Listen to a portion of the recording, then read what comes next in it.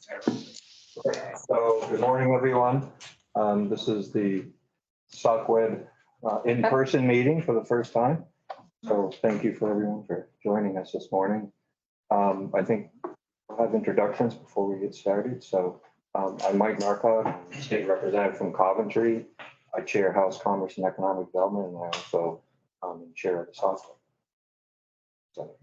Oh, me, Allison Clarkson, Senator, Windsor County District, Vice Chair of Senate Economic Development, Housing and General Affairs. Jay Ramsey, Director of Workforce Development at the Vermont Department of Labor. Alicia Ordway, I'm a senior consultant at Public Consulting Group. Robin O'Brien, a senior advisor at Public Consulting Group. Adam Grinold, Executive Director at the Brattleboro Development Credit Corporation, Chair of. Kendall Smith, Governor Scott's Director of Policy and Legislative Affairs, and member of this committee. Ori Biondolo, Executive Director for the State Workforce Board and not a member of this committee. Abby Rem, Deputy Director, State Workforce Development Board. Cameron Wood, Policy Director, Vermont Department of Labor, not a member of the SOCWED, but here for support. But present here. It's all of it. It's great. And should we get the folks online? I guess, Nancy, you want to start? Sorry, just as you were about to get water. Sorry, I was also muted, and for some reason, Microsoft Teams has a lag on my computer. So, hi everyone, I'm Nancy Snyder. I'm a workforce and education consultant working with PCG on this project. I have about 30 years of workforce development experience. Should I turn it to Mike? Sure, that'd be great. Good morning, everybody. Mike Lawrence. I'm a senior workforce director with ICF. I have about 45 years in this workforce development business. Pleasure to meet everybody this morning. Ryan? I think Candace. I want to know what it matters. This is Candace Finney. I'm a PCG Director of Operations. And I'm in my car and it's raining. So if you can't hear me, I apologize. Oh, sounds pretty good, actually. Can you all hear us? Yeah, we can. Oh, nice. That sounds like Ryan. Do you want to introduce yourself too? Yeah, Ryan Lechek, consultant with PCG. There we go. And Dustin? Yeah, Dustin Sear, Deputy Commissioner, Vermont Department of Labor, also not on the committee, but Vidal's here in force today. I love it. Do we get to see your face, Dustin, or are you always in hiding? I have bad internet because I live in Franklin County, but when Annie leaves, I will put my face on just for you, Senator Clarkson. Oh, that would be such a pleasure. Surely your cut has reached you. And then That's It looks like not with the land office. Oh, okay. Linda, do you want to introduce yourself as well?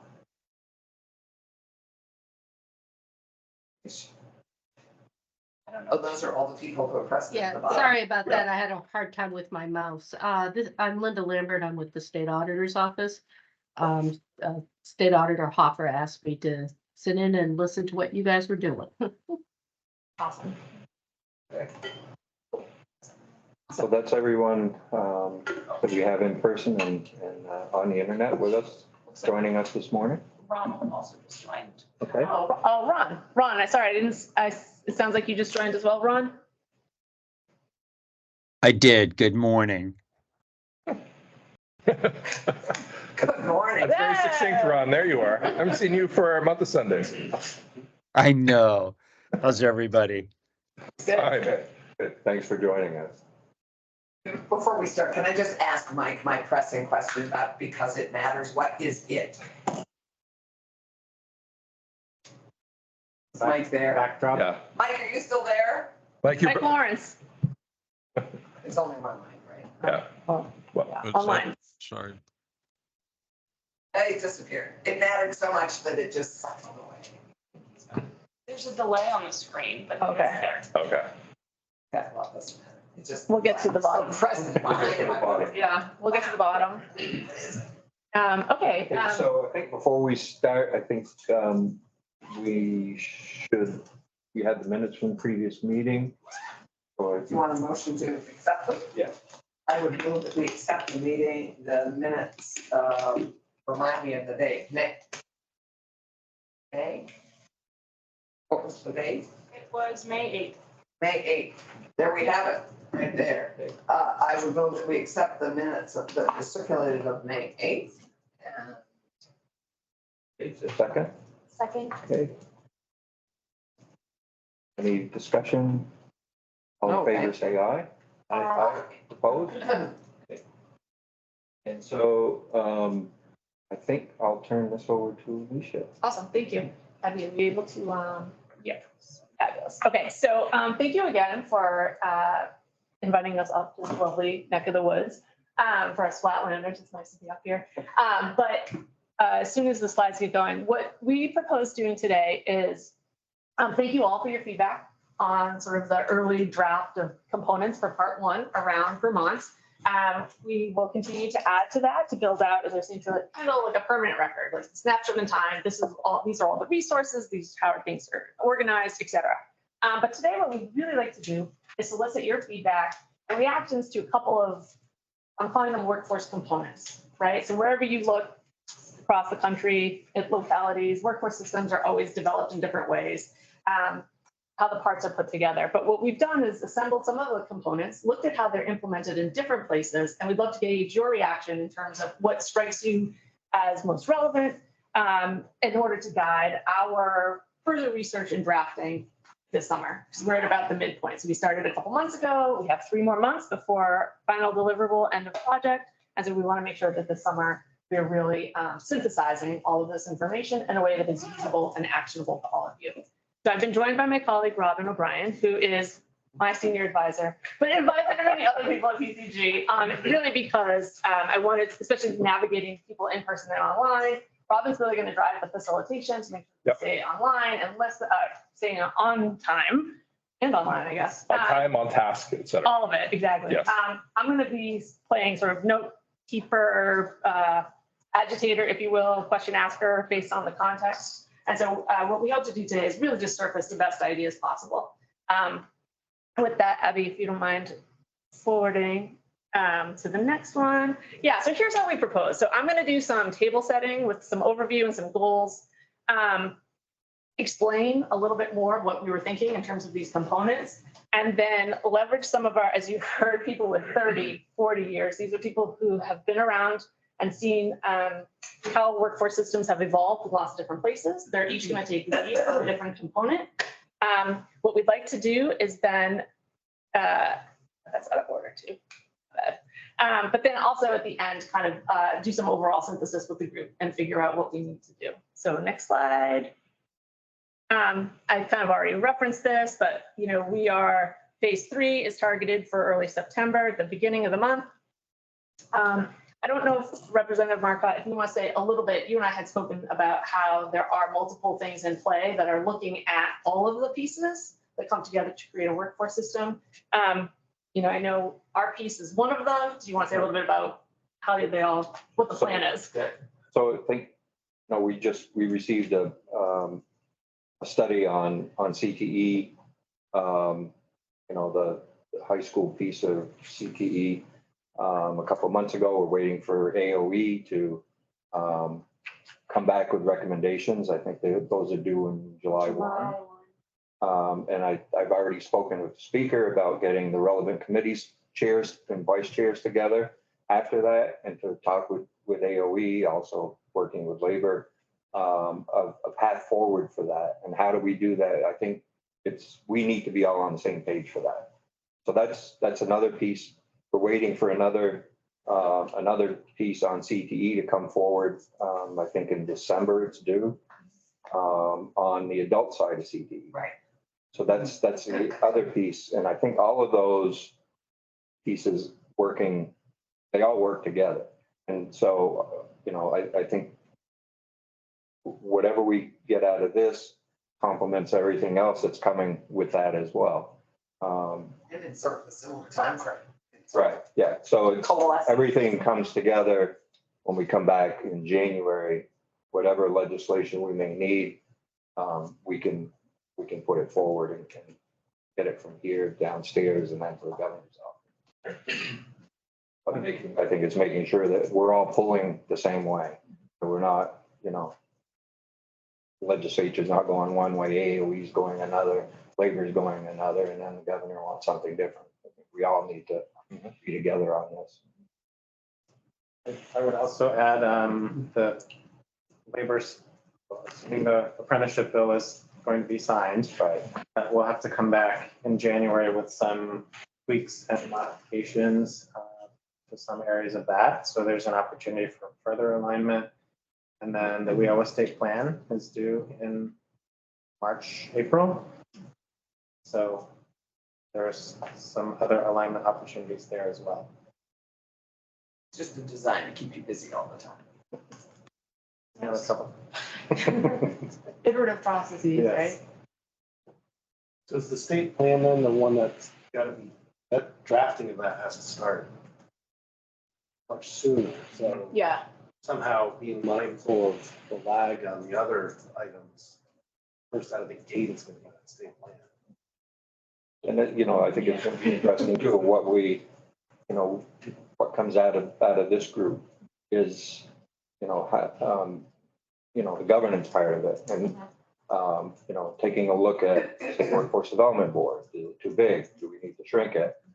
Where is that champion going to sit and who's going to, and I think that's all, we got to think about that as part of that plan too. But, we're not there yet. I think that's all really good feedback. And because of that, Abby, we'll go to the next slide. I think for our purposes, in terms of what we focused on as a consulting team, was thinking about, given the reports in education and the activity even in higher ed, we really, if you think of the workforce system as kind of like two tracks, right? You've got like employment and the education and training, and often workforce is that connection in between, or the system that connects people when they fall out of one or the other. And so the things that we focused on were more in that space rather than career tech ed and some of the education pieces, figuring that would be a value add of this report opportunity. So that's why we're going to talk about in reverse order. We're going to talk about the outsourced function piece. We're going to talk about sector strategies and workforce skills cabinets as, again, components, but they can look very different depending upon where they're implemented. This is kind of already what we talked about. So how we're going to proceed is somebody will give sort of an articulation of two models of a sector strategy or workforce skills cabinet in other places. We'll allow time for some clarifying questions as we go. Kind of kick it off with, again, not that these are any final recommendations, but just sort of here's what it might look like in Vermont. Lay out some things that, as a conversation starter, things that struck us as pros, cons, maybe some things to consider, which would drive it either way. But then really want to engage with you all in terms of your reaction and kind of close one model and then move to the next, is what we were thinking, if that works for everybody. Okay, awesome. We should do, one thing I forgot to mention also was something that struck me that we hadn't talked about before is the licensure of the workforce and how that can be prohibitive on getting more workforce in, and how we can work with those agencies like OPR, public safety, right, and AOE as well. And AOE, that's one of the things that needs better coordination is. And we've had, when we look at the funnel of getting people into these careers is, we get this big bucket, but then we get this place where there's a restriction of getting those people through that funnel. And so how do we make sure that we can work with the licensure part of it without giving up, any of the reasons why they're trying to quality factors. And make sure that people stay safe, but we can maybe open that up a little bit as well. That made me think about, we're talking about training different workforces in different sectors, but I've been thinking a lot about what about the people who work in the workforce development system? Where is our training and development opportunities for these people? workforce for workforce. Yeah. Right. Yep, Choose cobbler's kids, yeah, proverbially. Yeah. totally. And it's interesting too, when I hear fire and safety, I mean, there's a lot of public sector work that's in here, like focusing on not just the workforce piece, but also all the other public sector roles that are really important to just maintain our basic infrastructure. So, Every one of the areas of license are public sector. well, I mean, they're Oh, you mean- overseen by the public sector. oversee, oh yeah, I was thinking of like, like the licensure of CTE teachers, licensure of police officers, right. but I see what you're saying too. It's kind of both ends. All right, couple of process thoughts. Yes. Traffic cop for the day. Please. So just from a practical standpoint, lunch break at 12. Mhm. I know there's at least, I know Kendall, you have a meeting starting at 11:30, I believe, so you're gonna need to duck out for that. When we get there, we can decide as a group on the duration for that, but we're thinking we keep it relatively tight. In terms of roles in the room, so in a situation, there's, the SOCWED members, right? And then there's other participants in the meeting. As a facilitator, my inclination, but I wanted to especially check with the chairman on this and respect to your usual way of working, since this is my first time in your space, right? Is that the SOCWED members are the first and foremost folks that we need to hear from, and the number one purpose of this is to facilitate dialogue between you, right? But that said, there are obviously other folks. There's, in terms of roles in the room, there's a couple of folks who are here explicitly as sort of experts on the particular kind of model components. So we'll give them the floor, and then there'll be Q&A. In terms of making sure that other folks have a chance to contribute their insights to the dialogue, my inclination is to be somewhat organic, facilitate an organic conversation. And if it starts spin off getting a little too rabbit hole-y, maybe tightening it down a little bit. But every time that we kind of have a piece of information and then go to Q&A and or discussion, first and foremost, invite the SOCWED members to share their thoughts. And then after that, explicitly invite them to share their thoughts. Does that jibe with your general way of operating and work for you? All right. So my hope is that that'll give everybody a voice while allowing us to keep some boundaries and keep moving. All right. Those are the main things on my mind right now. Often we get formal with group agreements and such. You're an established group. You clearly have established norms. If things get wild and crazy, I'll suggest some ways to put boundaries around it, but it seems unlikely. The final thought is, since we're rolling old school pre-pandemic style with a bunch of folks in a room, all things being equal, I would get markers and get my hands dirty and start throwing things on the wall from a flip charting standpoint, so you can actually see some of your thoughts represented. The challenge here is that is a challenge with a lot of folks online, right? Although all the SOCWED members are here.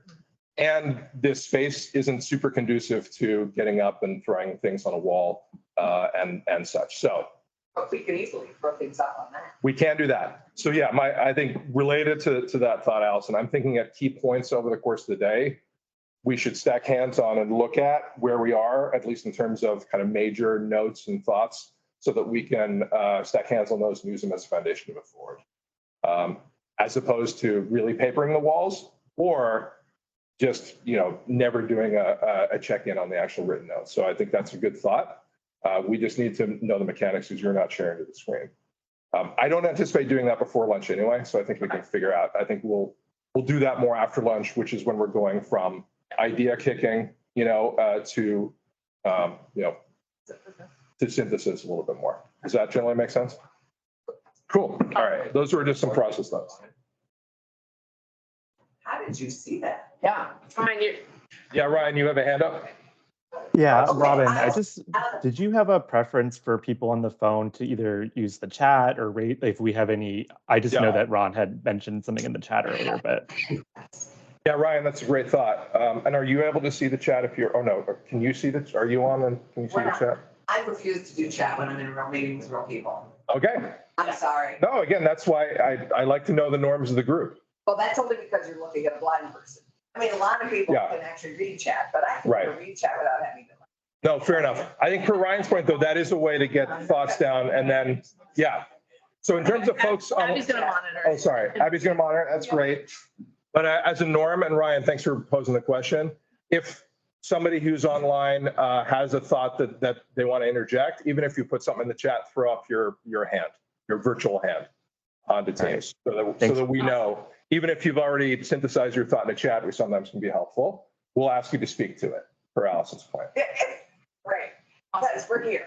Yeah, Exactly. And We pay a lot of money for we're you to be here. we're talking like human beings. Yeah. Okay. All right. Thanks, Ryan, for posing the question. All right. All right. So That's what I without got. further ado, I think we're good. Thank you. Okay, so just this is really quick. I think this is, everybody here knows this, but I just wanted to level set. You know, when we look at the model, there are lots of different pieces and we can move them into sequence and have different people playing different roles. But when we're talking about the model, these are the elements we're thinking about.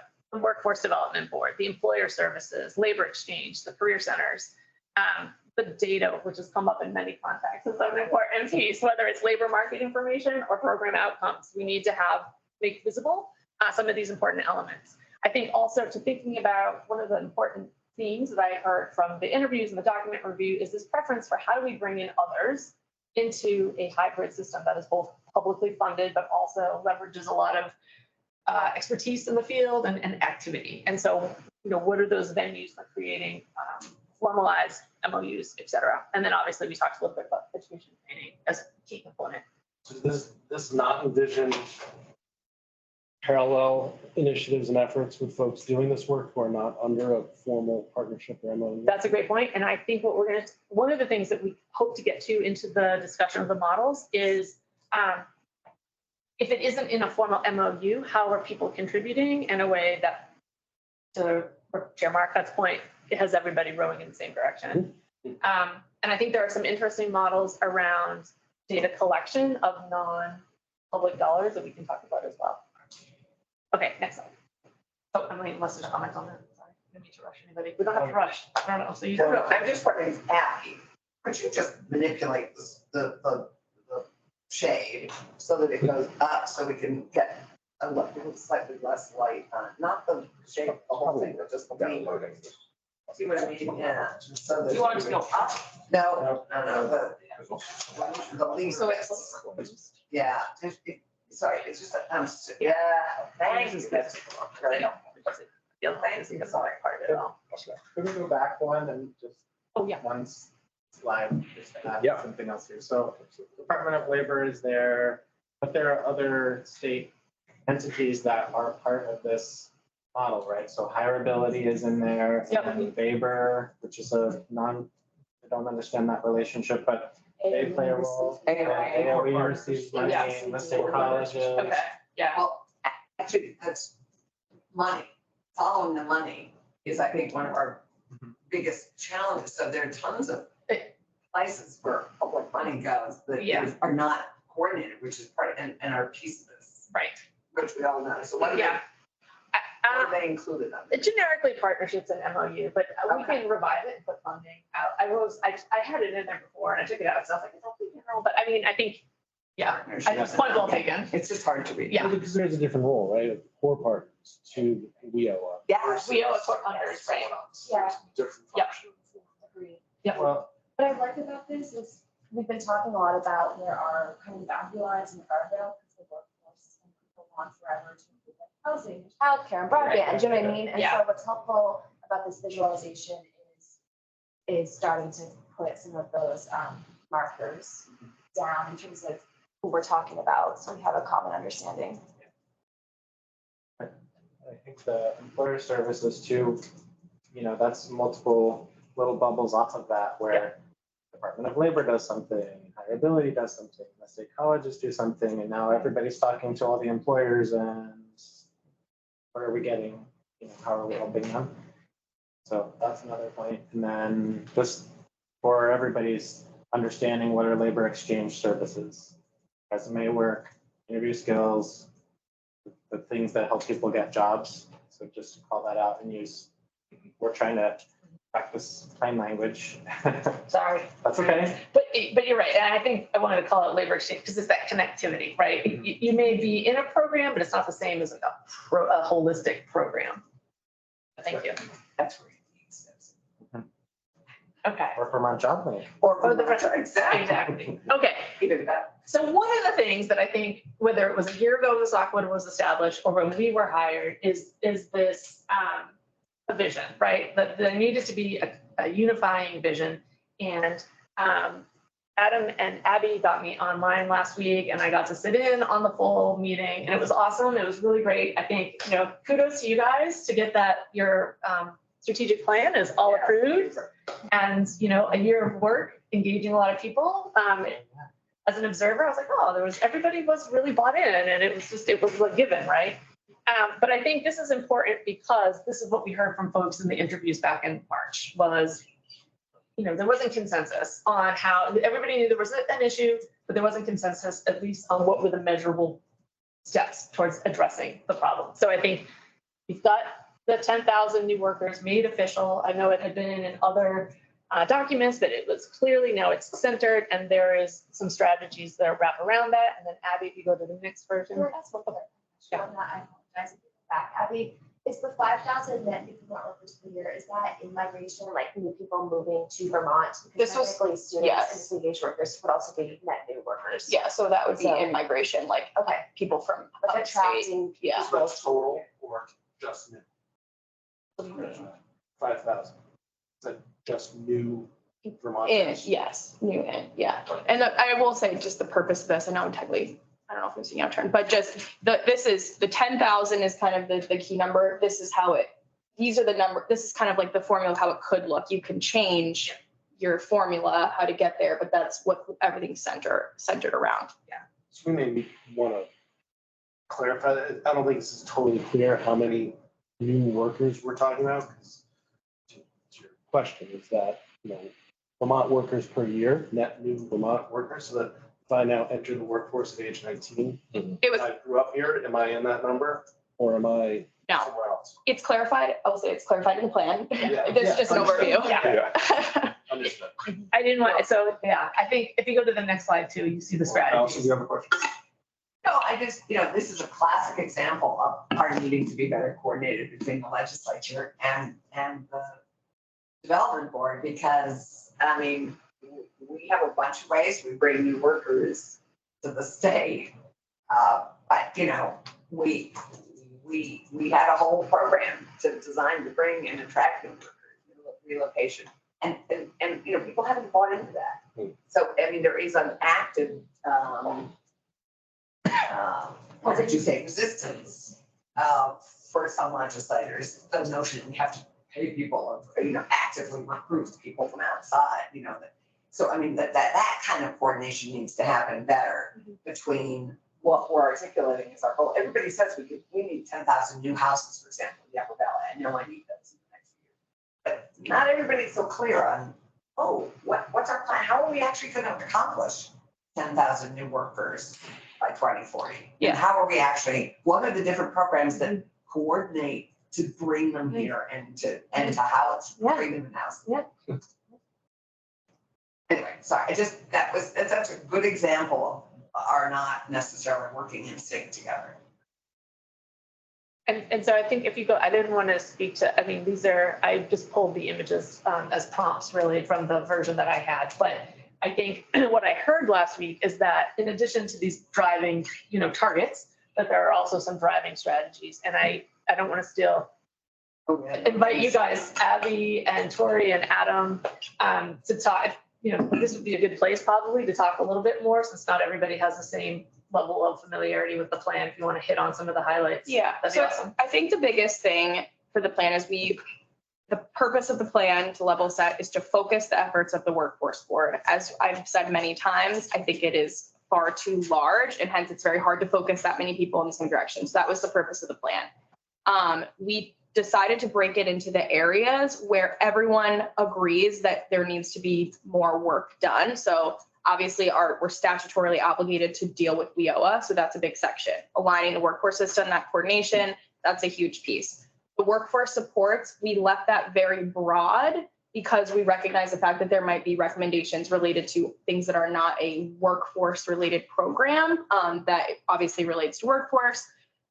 Education and training, that we talked about that, and then size and quality of workforce, which is kind of that 5,000 number. I think, and just to go back to that kind of diagram, the reason we put that there, I think, is to illustrate, no matter how you do the math, there has to be in-migration of workers. Yeah. We're just trying to get to that 10,000 number. And so the purpose of this plan ultimately is how we're tracking success is it's both customer service and how we're actually serving Vermonters, but also how we're using the expertise of the people on the board to create strategies for the future based on committees or based on this kind of smaller group conversations that we have. So, and kind of with this, what we did is broken down, each area has 3 to 4 like kind of strategies, and we pulled those strategies out and we just determined like what would be the leading metric, key performance indicator if we were doing that strategy well. So like in Workforce and Innovation and Opportunity Act, we're talking about like increasing our service utilization, because that would translate into more disengaged workers ideally getting into the workforce, or customer service rating, et cetera. So that's kind of the high level overview of it. I don't know if there's any other specific sections you want me to talk about, but keeping it fairly broad. And I'm also, I think you have it, but happy to recirculate to folks the full plan that was approved. Well, you kind of. Yeah. But but the real victory here is, hey, the workforce board there's activity happening, there's a vision, it's been validated by partners, although they be many, that people are signed in, and there's at least a direction to row in. Yeah, and I think what we did here and our goal here was to leave the specific give everyone a guardrail on how to work, leave the specific activities broad, so that if there's things that come out of this committee that need to be addressed specifically by that, it's within their guardrails and it's something that they can work on. So we didn't want to like kind of overstep this process as well, or like the CTE process as well. So on that note, Tori or Adam, would you be willing to share more about what is in the workforce system alignment bucket in the plan, since that for this group is the question before us around alignment and governance? And so this is a question for PCG to build off of as we go through the rest of the presentation. But my question would be, how can we utilize what's in that plan so it is aligned with the work we're doing over here, right? And we don't have then 2 conflicting strategies, one in this new plan that you've all adopted, which is fantastic, and then whatever else we come up with in this room over the next few months. Yeah, so the 3 strategies in that section, I'll touch into one in WIOA, are create and implement a warm handoff system, foster and maintain regional business partnerships, and expand workforce services to marginalized groups. These were 3 areas where people were like, this is very disjointed. The third one obviously being equity, incorporating equity into into the actual workforce system.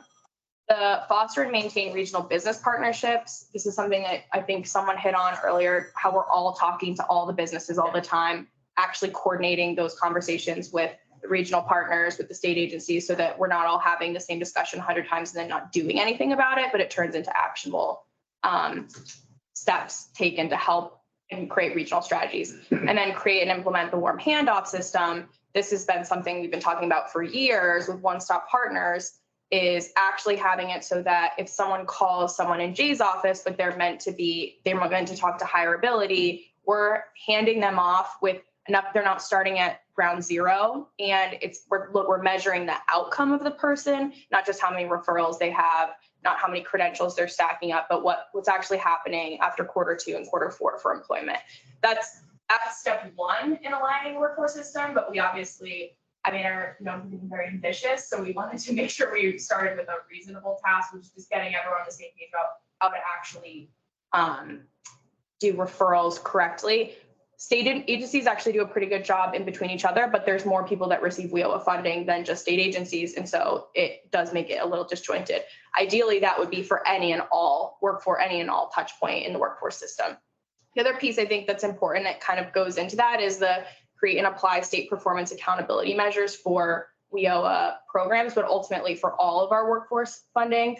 I think it gets to that point where we're all moving in the same direction in terms of data. If we're all talking about how programs create net new workers, like let's just say that's the one thing we're tracking, it does make it a lot easier for the legislature in our office to evaluate workforce programs, because we can say, look, this is this amount of money, this is how many workers it's going to translate into the next year. And then if we give people money, we can come back and say, okay, like you didn't really quite live up to this expectation, or you excelled and you did better. So getting us all on the same page when it comes to how we're monitoring success of WIOA and how we're monitoring success of workforce programs. Those are kind of the big pieces in bringing us all together. And then obviously there's work around developing the state plan, as he talked about, and the one-stop system, which kind of go along with that. But I think what we tried to do with the workforce system alignment and having it separate from the WIOA is that there's WIOA alignment, but it needs to fall into this whole workforce system alignment, which is much bigger than WIOA. So to what extent, I guess the question I would have, especially for the SOCWED members, to what extent do you hear implications or assumptions about governance structure in what Tori just spoke to? I mean, nothing jumped out to me. That's what I was listening for. But I think it's most important to see if you hear sort of a leaning in a certain direction in terms of the options there.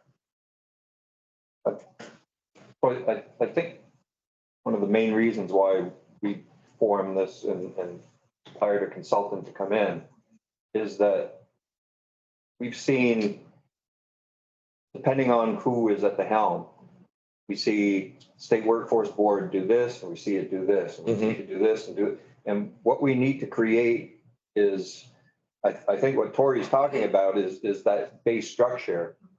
And I think we need to make sure that what we create is not subject to whoever's running the program. Right. That what we create is how the program runs, and whoever is in that capacity runs the program according to that. So it's not based on personalities or anything else. It's just, this is how it's going to run.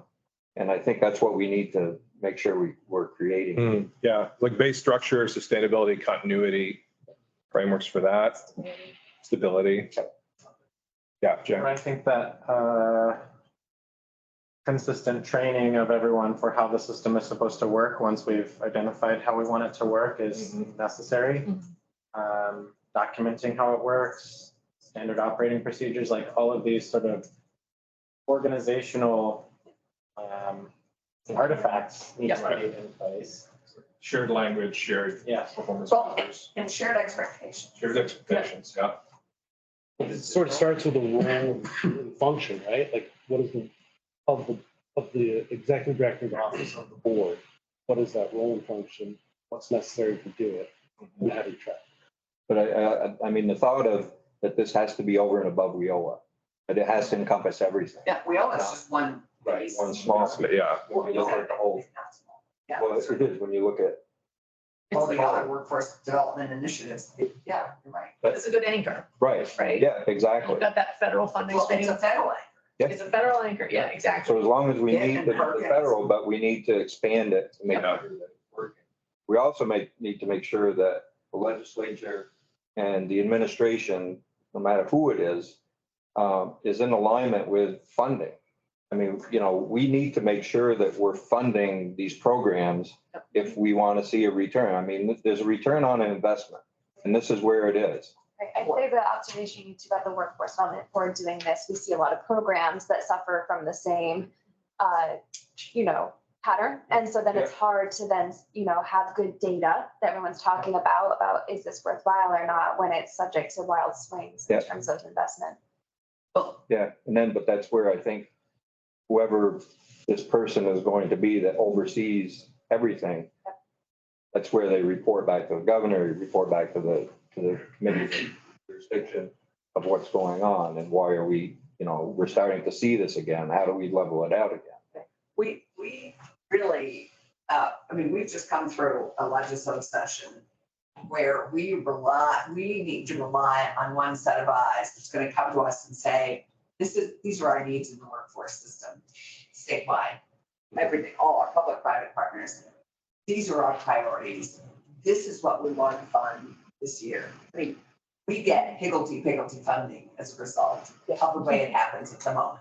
So we're, and some things have grown like topsy in a funny way that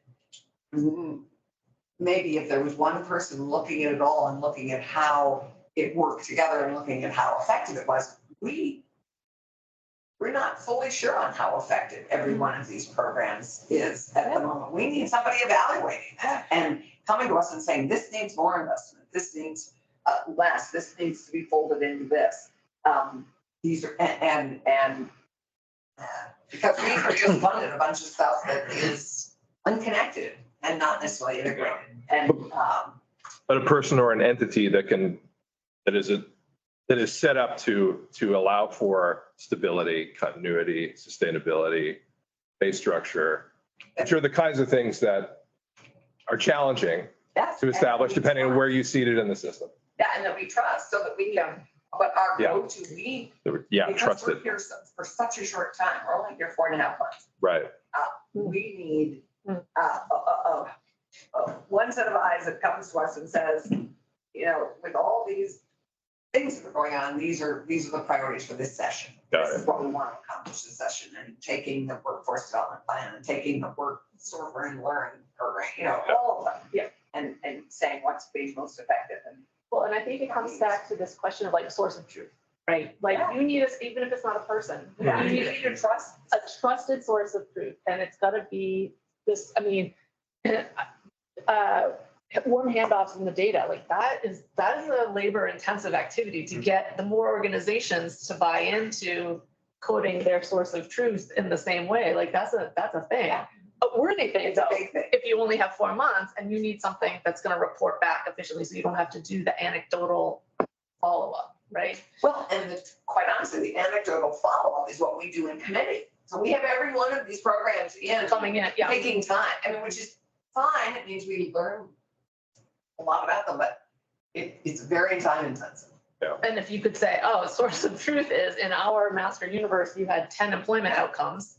And we all agree that an employment outcome is A, B, and C, then you can compare that program A to program They B. don't compare apples and apples. Exactly. So the challenge is that it's in various committees, right? There's no. Yeah. It's everything. Yeah. So Well, I wanna see agile what- workforce isn't really in 2 committees, other than appropriations. It's really in commerce and it's really in Senate economic development. So I this mean, year, in terms of the legislature. yeah, I mean, I would, from the administration's perspective, we do feel like education, especially on teacher workforce, for example, does a lot upstairs in healthcare and human services, around like healthcare workforce. It does feel, when we're testifying and putting that together, like there are, I agree, like the. We have delegated commerce. that. Yeah, that To is, to go to the point of we're having no time. Yeah. This committee, the Commerce Committee, under Mike's leadership, delegated that to those committees to do the legwork and the truthing. Although, and came back. Obviously, career and technical education is important with our committees and with education, obviously, yeah, I'm sorry. But we had to do a lot very fast, particularly this year, and it was established So the last year. the House is a little different than the Senate. When appropriations comes to us and asks us to evaluate things that are in the budget. And if we had a lot of it is dealing with workforce. And so if we had one person that could come in and evaluate all of the things that people are asking money for that are outside of state government and tell us that, you know, because they're coming in, they're giving us their numbers. How do we know that those numbers, you know, are correct or not? If we had someone coming in and that has already done that evaluation saying, this one's doing really well, we should put more money here. I think it goes back to what you said. Then, you know, or this one isn't functioning and we shouldn't be putting money there. And now put your money towards this. Let's go I'm sorry, Mike. Let's go Adam and then Cameron, and then let's do a process check. Mine is really just to put a pin for future discussion around the technology. And we're talking warm handoff and all this stuff and different departments. I do not want to go down that rabbit hole. But that is going to. But it's the tail wags the dog. It is going to be a big part of whoever it is that is overseeing this needs to have control of that technology. Yeah, gotcha. Thanks. Okay. Just very quickly, I was going to echo what Chair Marcotte was just commenting there as kind of in my new role going through this past legislative session, it's one of the things I've seen as kind of an issue, if you will. You have these one-off entities coming asking for money because they're doing great work, and I'm not here to question their great work. But the struggle that I saw in having conversations with them is, is it in alignment with the administration or the boards or whomever? I think this is part of why you're all here, is to figure out, is what you're doing in alignment with what our goals are? yes or no. Mhm. Everybody wants workforce, but within that, we need so many people here.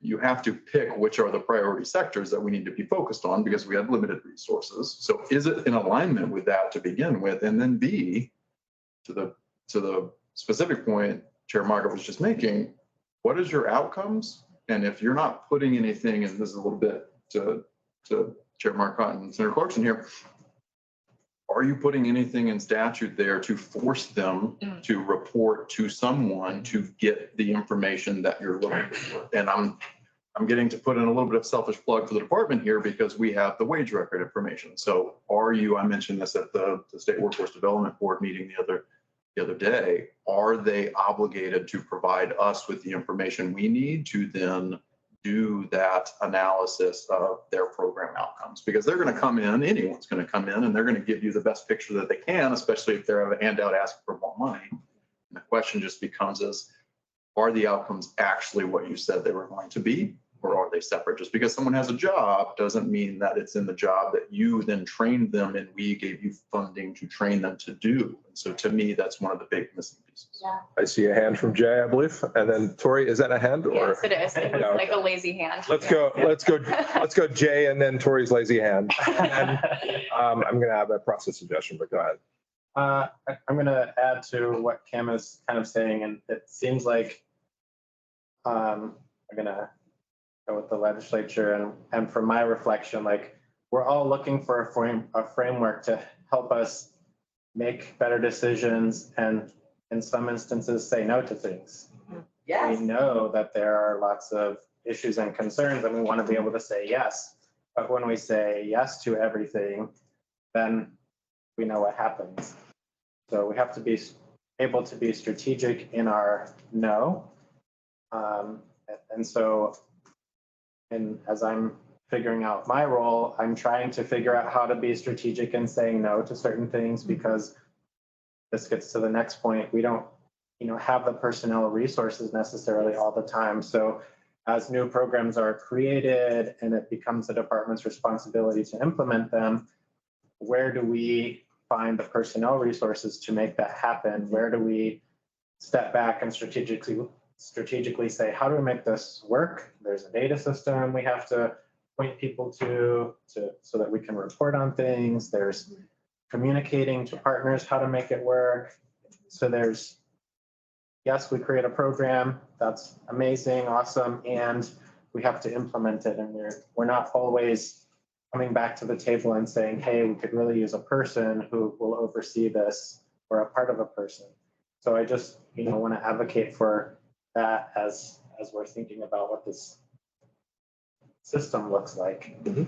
Yeah, so I think to speak to what you're saying, I found this session coming into your committee really early and just setting the table for folks on what investments we proposed across state government. That's a little different, obviously, because we're not all evaluating apples to apples, but I found that, it was, we like the workforce proposal that came out of your committee. Like, I found that to be very impactful because there's a lot of things that people don't even realize are like our workforce development investments, for example, like a reach up proposal or other things. And those questions inevitably come. I think it helps people to make decisions when they don't have like a fear that something else isn't happening somewhere else. Cause that's really what happens, I think, is every time we get into a discussion and then it's like, okay, well, now we need to talk about housing. Now we need to talk about this. And it's like, okay, this proposal is being discussed in this committee regarding housing. Let's focus our efforts on like our piece of the pie or, what we're doing. So I do find that when we can get in early, talk to committees and have a conversation about like, okay, these are the proposals that relate to training and education. This relates to net new workers. This relates to, and educating our children or adult education. Those are the types of things I think that are helpful, because then you can say, this is currently in House Ed. We, think it's going to happen this way or whatever. So I found that to be helpful. And I think taking a step further with kind of us all speaking the same language about data and outcomes could make it more impactful for those discussions.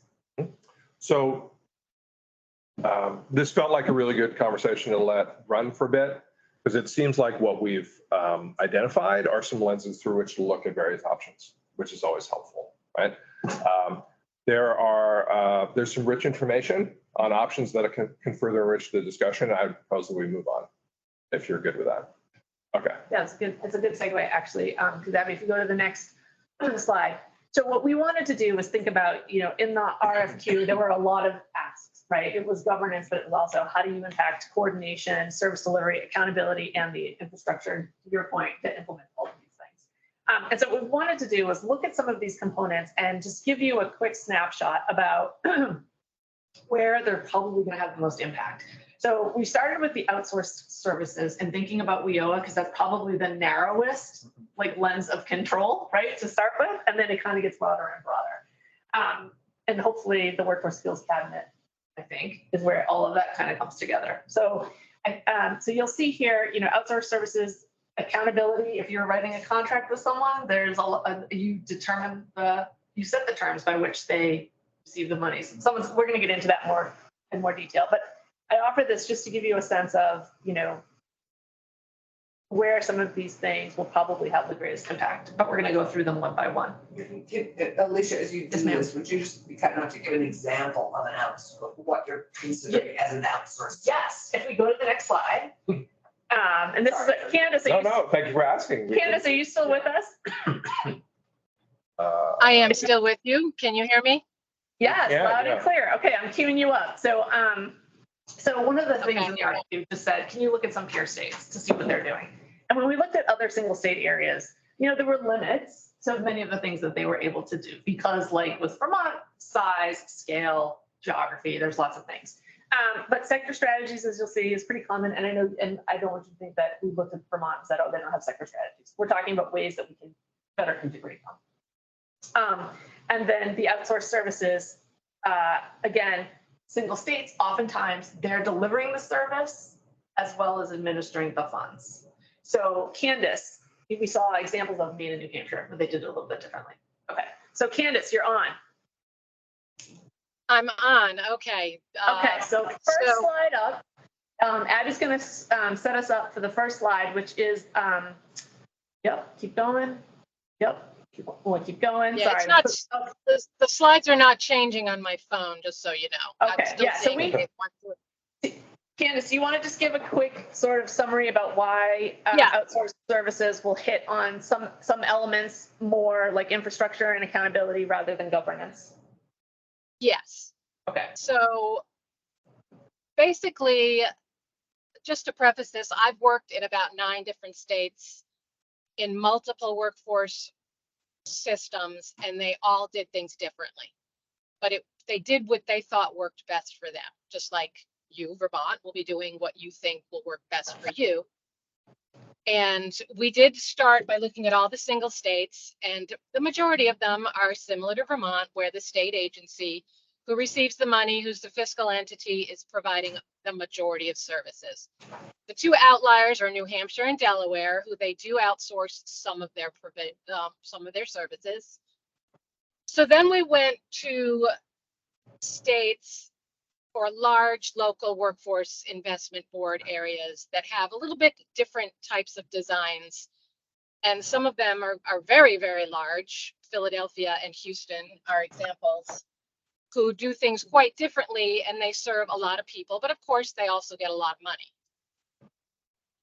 So our first model is actually just a workforce board in Leavenworth, Kansas, where they outsource everything to one provider. That includes a one-stop operator, all the WIOA services, adult dislocated worker, youth, and business services.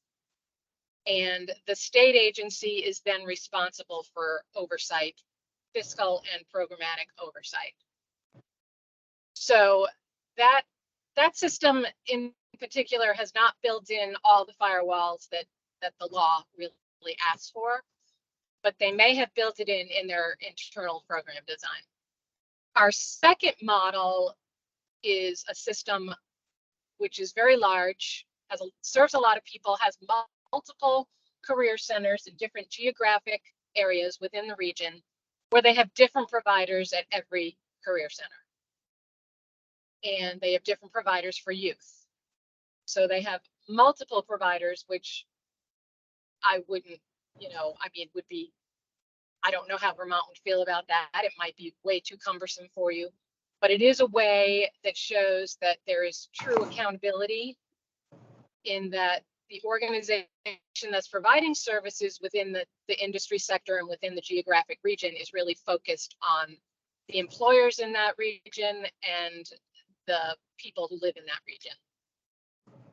And the third one, which is actually Houston, they contract every single thing to different providers. They have multiple providers who do business services. They have multiple providers who do WIOA adult and dislocated worker and youth. And they also, Houston itself is a system where they also do SNAP and TANF case management, as well as child care management.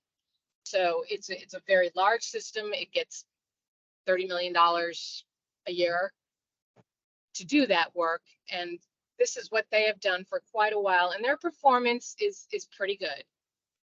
And the fourth idea that is not really so much a model, but it is about business services, where if you look around the country, a large proportion of workforce boards have the employer and business services actually being run by workforce board staff. And that gives them a different level of accountability where the employer is the true customer and is receiving services from the workforce development board that's based on the workforce development board's priorities. This is one way, and other regions also sometimes provide contracts to their industry organizations or their chambers of commerce so that I apologize, there's a police officer pulling someone over right in front of me. So as long as it's not you, Candace. It's not me. I'm not speeding. I'm concentrating on what I'm doing. And so business services is one way where you can really customize your services to your specific employers, your specific industry sectors. You can have them, there's a lot of different models out there that we could definitely delve into if that's something that the board, that the SOCWED finds interesting.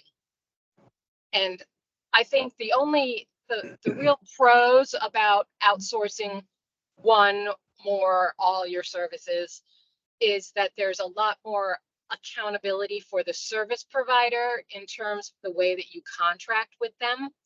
You can put performance deliverables in their contract. You can hold them to certain performance expectations without it being a state-run system. The other one is that VDOL, as the state agency, would have a lot more teeth to it, that it would be able to provide a lot more oversight to providers as the state agency that's really responsible for that, where it may be more difficult for VDOL to provide that level of oversight to their own services. So Candace, thanks. We have one question already in the room.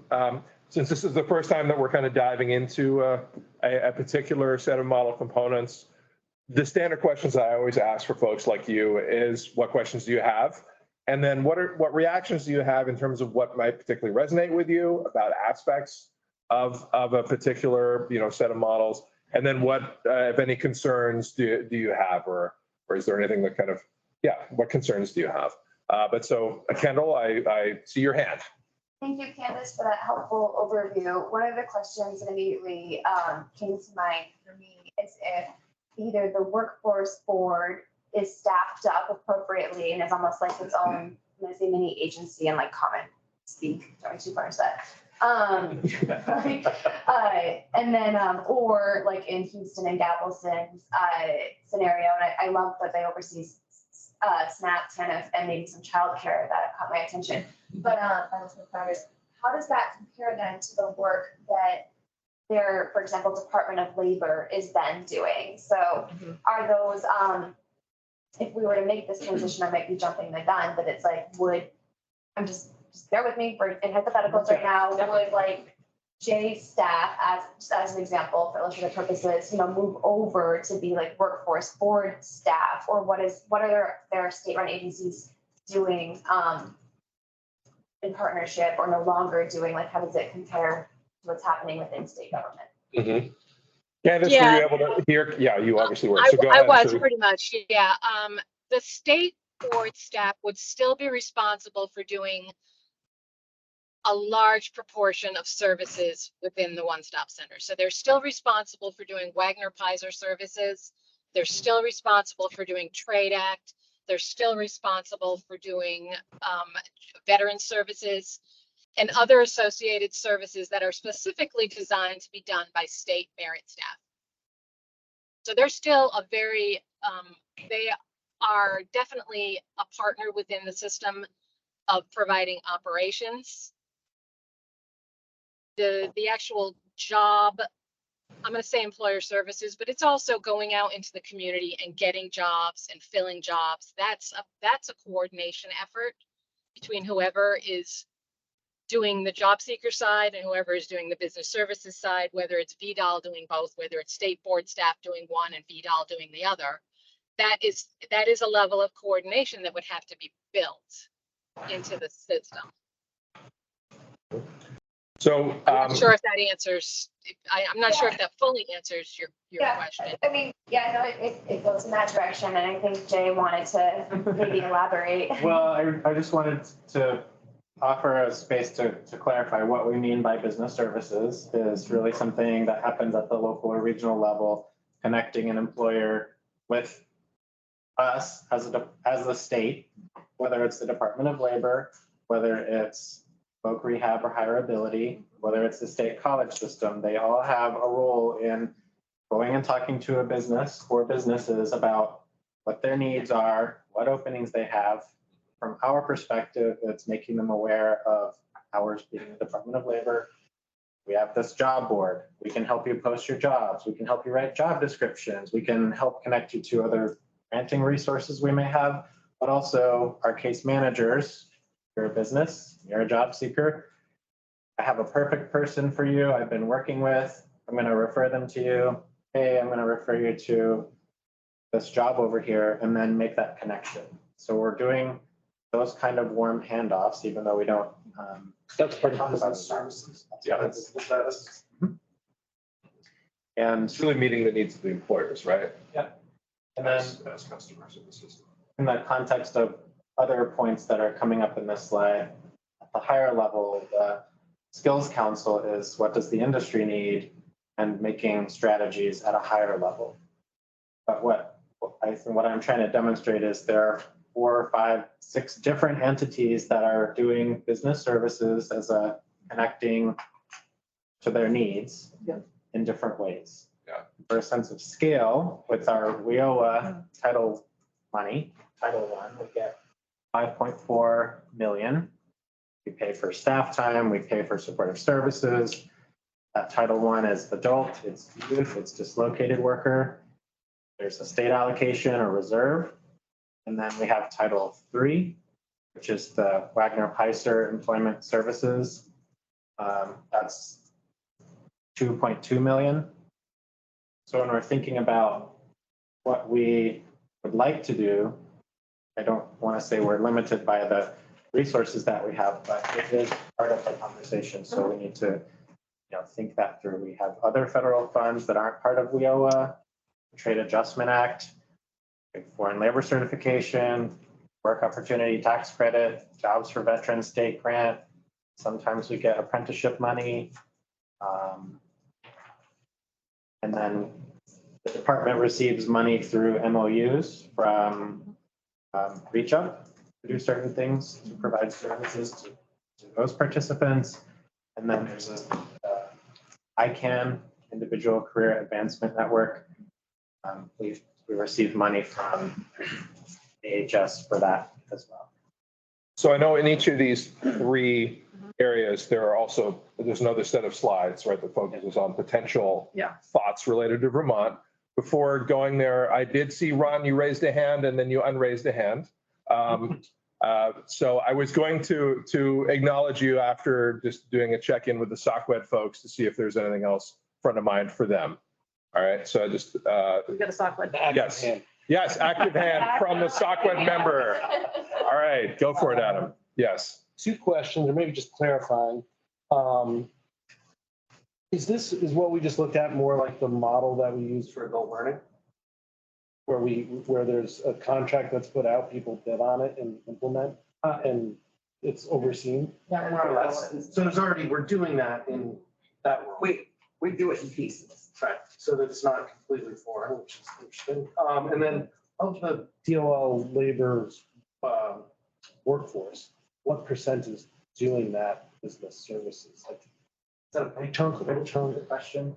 So we have, I think there are 76 employees in the workforce development division. The majority of them are in our regional offices, and for each person, so they're case managers. They serve a dual purpose, working with an individual and working with a business. So I'd probably say that there's maybe 25 to 30. I can get a more accurate count if you, but that's really That's how many cases an individual, those 76 individuals could handle. well, the 30 people are on our business services team, which is. Oh, okay, so not individual, their caseload is 30 people. So 76 staff, 30 businesses. 30 people all over the state are doing what we just heard about. Right. Yeah. For labor, and For labor. what rehab or hireability has similar, and so on. The average caseload for you. Yeah, that was what I thought you were saying, is that those 76 people had 30 cases. But that's a lot. I mean, even 30, 30 it's kind of high. 30 at any one time that you feel kind of personally responsible for shepherding and. I have the answer when I get it. Yeah. Yeah.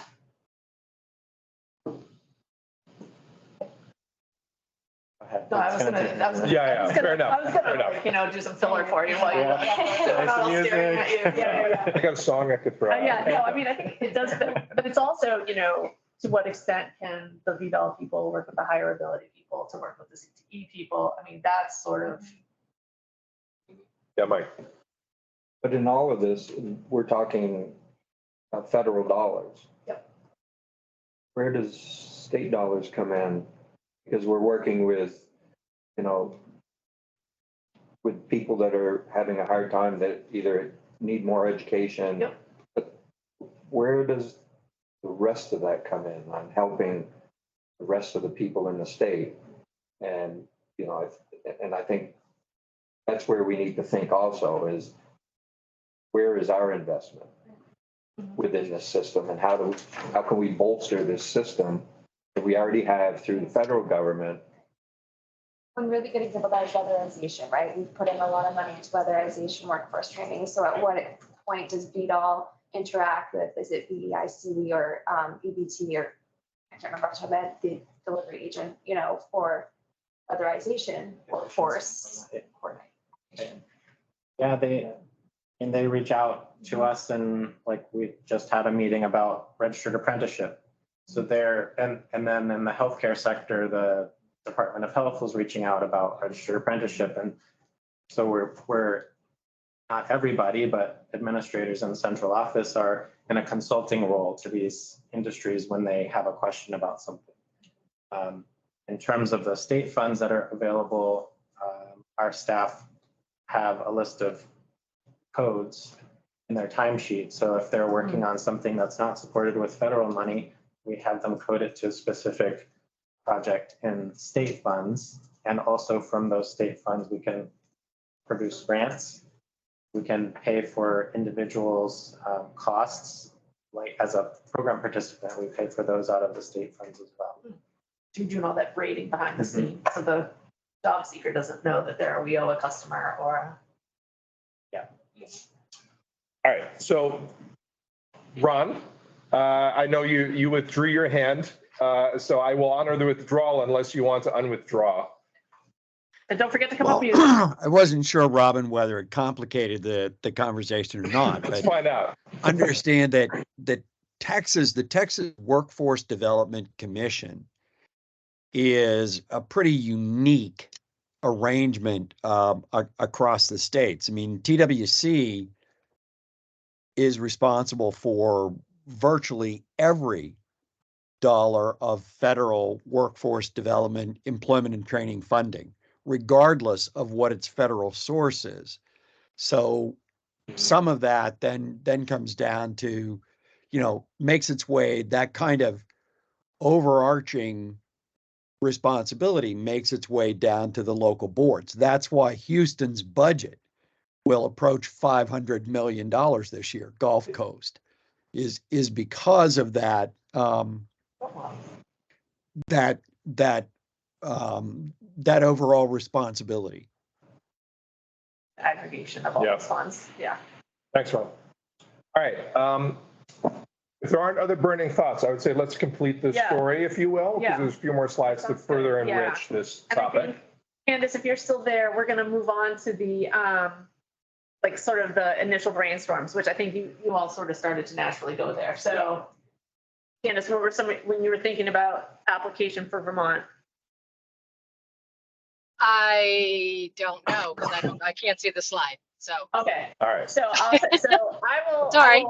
No, it's okay. Obviously your one-stop operator procurement is already in process, right? So that's an outsourced function that will take help ensure firewalls, right? And that gets the accountability out into the whoever is selected. So that's number one, or the first item. I think this question, sort of what Ron was talking about, is where is there opportunity? Obviously, Vermont's not going to be Galveston, but where is there opportunity to further combine some of these federal funds? So employer services, I think people naturally gravitated towards just because of the dissonance for an employer to talk to multiple state entities. If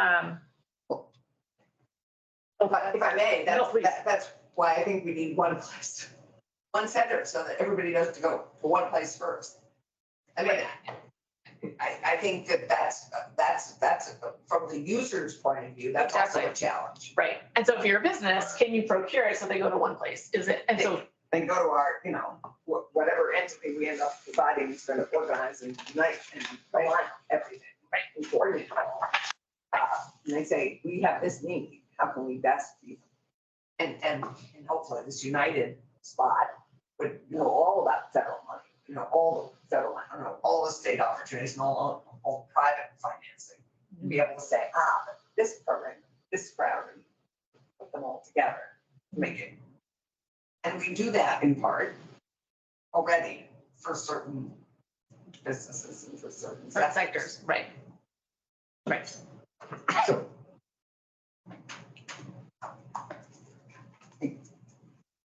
yes.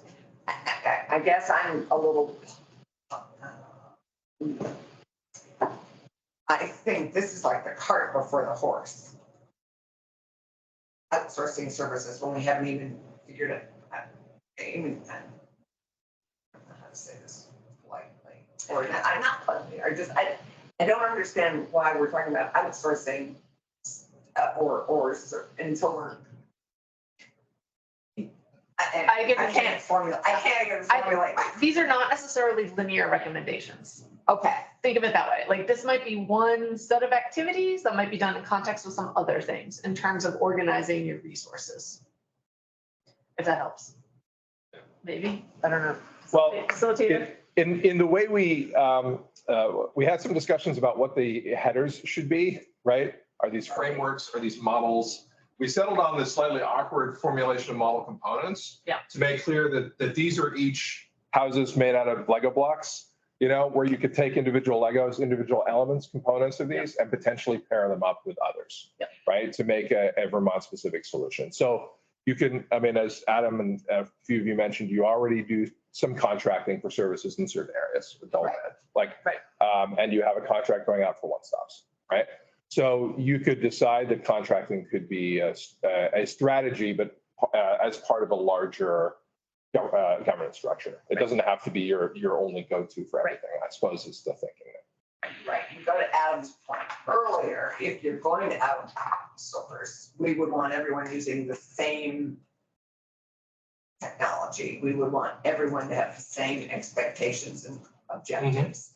And so that we can be comparing everyone, so as we outsource the filter, we need to expectations the same for everything else. Getting all the things back is you still need that central source of truth, right? To use one of the elements of language or, you know, yeah, got it. Okay. No. I you're think good. it's all good. I mean, just again, thinking about what levers do you have in the governance and all of the pieces. Contracting is one of them. And there are, you know, the good news is it's one single state area. And so there is some flexibility there about how you move the parts around, but you start moving them too many times and do you lose consistency? So Abby, if you go to the next slide, I think, Dustin, go for it. Cameron. Cameron, sorry. I'm sorry, real quick, I'm not a member. I was just gonna throw out there, I don't know to what extent you all have looked at, and Jay, I may need to kick this to you, but there are current, I believe, proposed rules from USDOL about requiring certain aspects of WIOA service delivery to be provided by merit staff. So I don't know if that's factoring in here. I'm not trying to throw the wrench. It's a proposed rule, but I'm just saying there is current workings through at the federal level of not being able to outsource some of this to things like RDCs. I'm just talking about the services themselves, not one-stop operator, et cetera. Yeah. So I'm just, Right. Yeah. So in other words, it's 100% outsourcing of everything is not in play, right? There are clearly elements of this that by statute need to be done by. and I was just thinking like the bottom youth are providing some of the adult stuff to things like RDCs. I'm not sure that would be allowable under this proposed rule or not. Yeah. But again, would need to follow up with that and dig some digging, because I'm not sure if that's limited to just Wagner Pizer services or if that's also adult dislocator and youth. I don't remember, Yeah. but Ron, do you have a read on that in terms of proposed language change for WIOA activities and restricting them to just merit staff? Yeah, I think the department put out some proposed rules with regard to requiring merit staff for labor exchange. They received over 1,000 comments. I'm going to guess the vast majority in opposition to the department's trying to change the rules. It only applies to the labor exchange. So like Wagner Pizer. So yeah, to the Wagner Pizer services. So it's good to be on top. Right. They did make some changes and then Thanks, Ron. dialed back. Okay, good point. All right, so I guess this is where we could just sort of pause. Good. We could pause and just sort of say, you know, I think as we started with at the beginning of the chart, strong impact on accountability, does have some medium impact in terms of infrastructure and where roles and assignments get redistributed.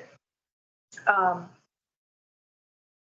again, at the same time, one of the risks and the challenges inherent with that is the coordination and how do you plan for that or mitigate against those kinds of implications or challenges. So Yeah, and as I think Candace noted in the flow, the more you kind of the more contracts you have, the more complicated it is. Right. To boil it down, right? But then is there opportunity to combine Right. other resources where there's some adjacency? Yep. Can I ask one question? Sure.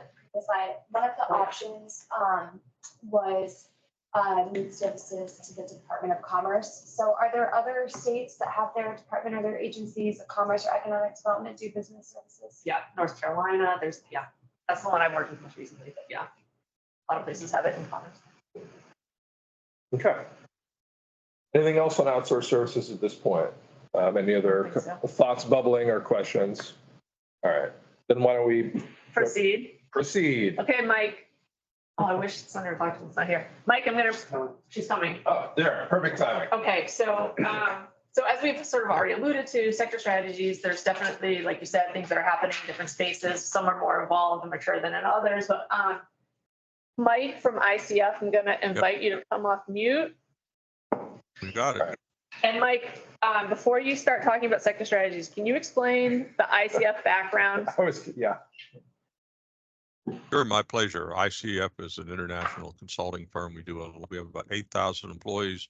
We do a lot of work around Homeland Security, Department of Defense, cybersecurity, and all that. We also do a lot of work in workforce. I'm in the Workforce Innovations and Poverty Solutions section. So we do a lot of work around around, again, innovative workforce activities across nationally. We're doing a lot of work on registered apprenticeship. We've done work on dislocated workers to get them back to work after natural disasters. But And what we've is also the done a lot of it? work Yeah. on poverty solutions. What's the it? Yeah, Mike, the question was literally about your background. Yeah, like Oh, I'm what is sorry, the I it? Says didn't, I because thought it it's about matters. ICF. My That's all good. background is I've had the pleasure No, of no, being no, a work. no, no, like physical background. But behind The screen. behind you on the screen, it says because it matters. What Oh, is that's it? that's my off. If I was at ICF's Reston, Virginia offices, this would be our floor on that office. So that's a picture of that. Sorry. Yeah, okay. All right, so Mike, there behind, if you were in your office and in your virtual office, it says because it matters behind you. And Well- and the group is very curious as to what the it refers to in because it matters. Well, the it refers in our case to workforce innovations and whatever. So that matters. When I'm talking about cybersecurity and registered apprenticeship, then it's information technology matters, depending on that little subcontext. But the it is the bigger it.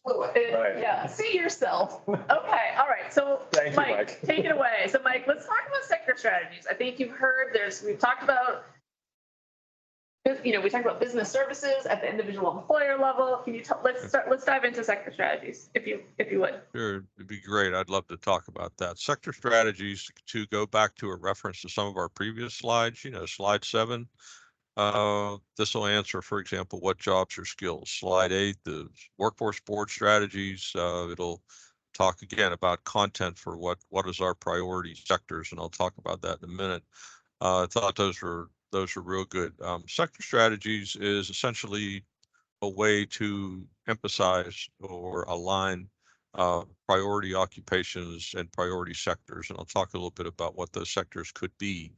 My experience being a workforce board director was I had a rural area in Pennsylvania and just north of Ron Painter's area, by the way. And I always thought that, it was a way for us to prioritize our occupations, aggregate our demand, and align the resources. So it worked out really well for us. What it happens to do in this case is to again, you can utilize state leadership. That's one of the things I was certainly perked up when you mentioned it was that our discussion is more than just the WIOA sector, and sector strategies gives you the effort to actually prioritize to all the good stuff going on in workforce development across the state to help prioritize what's the right places to be.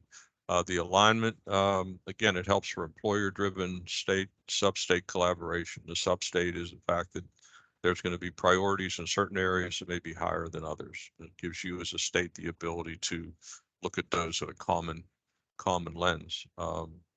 Service delivery, like I said, it provides a greater efficiency to look at certain specific occupations, or actually the trick with sector strategies is what are those skills necessary to address that. And since you're close to the action with those sector strategies, you can look at those outcomes. So thank you for the next slide. I appreciate that. Again, this information comes from Workforce GPS and Aspen Institute. I'll pause for a minute. Any questions? I think also, if I could just add some commentary, I think this goes to our earlier comment about when you get lots of requests, like frameworks, justifications, saying no, right? Yeah. You could say as a state, that's a wonderful that you have a program, but right now we are laser focused on healthcare because it's in every region, and I don't know, forestry and ag because it's in these 5, whatever, but it does create some of those justifications.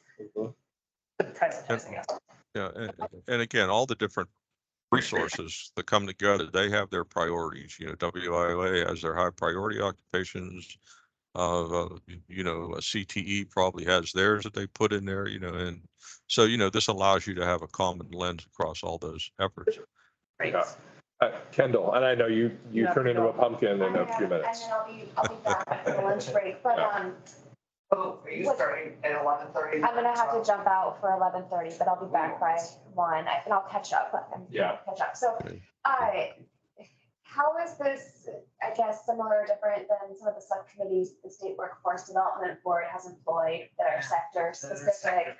And my second question was, how does this mitigate the desire for one person that can give a comprehensive overview? Because it seems like if the legislature wanted to talk about healthcare, they'd have to go to the head of like the healthcare kind of subcommittee. If they wanted to talk about manufacturing, they'd have to go to the head of the manufacturing subcommittee. If they wanted to talk about agriculture, they'd have to go to the head of the agricultural subcommittee. So how does that create that platform for kind of one person that knows enough to be dangerous in multiple areas? Yeah, that's a good. I like the way you asked that good question and then have to leave. Yeah, and with that, With that. I'm gonna listen to the answer and then I'll catch up and I'll be back. And so Mike, do you have some thoughts on Kendall's question and reflections?